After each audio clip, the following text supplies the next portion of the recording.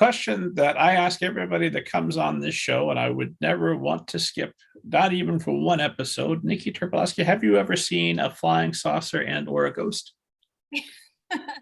You ask everybody that? I do. I've never seen a ghost. And the one time I thought I saw a spaceship, I told my dad, and he said, we lived near Fort Bragg. He said, that's probably like a stealth like plane or something going to the base. And I was like, okay, so maybe. So I guess it wasn't.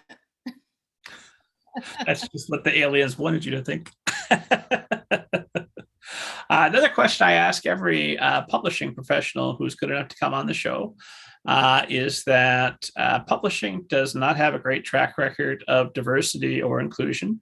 Neither does the United States, but we're focused on publishing. We know that there's been a movement for we need diverse books.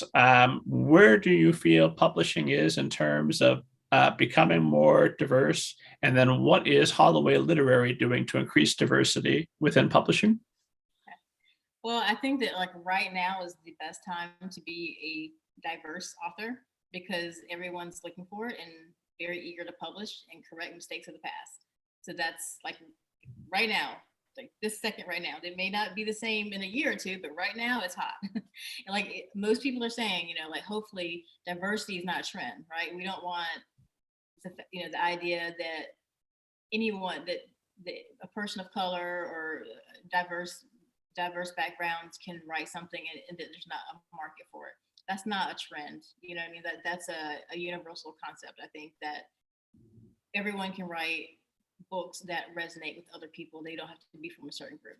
But I think I'll tell you as an example, in the past, if I had an African American author, say for example, maybe romance, there would have been only 3 or 4 editors to send it to.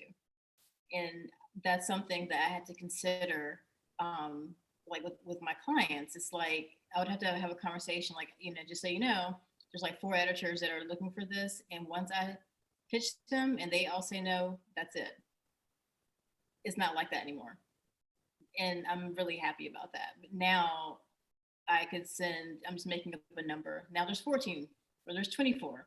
You know, like people, the publishing houses are very open and looking for different types of stories, not just African American, but like different, you know, different cultures, different like ethnicity, everything. Like everything is wide open right now. So it's I think it's a really great time, but like I hope it doesn't change because there was a period of time, maybe late 90s when African American fiction was super hot.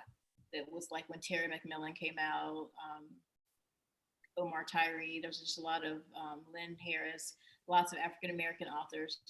And then it died down, like people stopped reading it or something, which I don't think, there's always a disconnect, I think, with what publishers are putting out and what readers are asking for. It happened with chick lit, for example. Chick lit was really hot. They were pumping it out, and then all of a sudden they stopped. They said, oh, well, no one's reading it anymore, so we're going to stop making it. And then it became like a bad word in the industry. And then it resurfaced a couple of years ago as rom-coms. And now it's hot again because like publishing has said it is. But like people, you know, people that read that, they don't like stop reading it. You know, it kind of comes from the top down, the trends. So hopefully the idea that diverse stories are marketable and resonate with people outside of those diverse readerships is here to stay.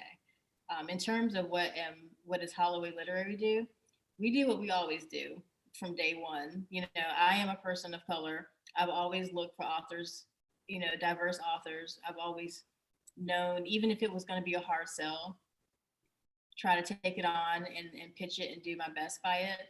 It's just easier now. Not easier to sell, but there's more people that are willing to read it, which is great. And it's almost like an overcorrection right now because it's like people are so eager to find diverse voices right now. I hope that it doesn't overcorrect and then it goes back to like, no one wants to read those voices.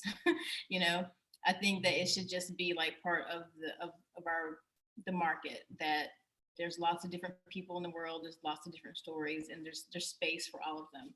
But yeah, I have personally have always looked for different types of stories. Like, I mean, I'm African American, you know, so there was never like, I'm not doing anything different. You know, I'm just looking for the same good stories I've always looked for. It's just easier to get editors to read it.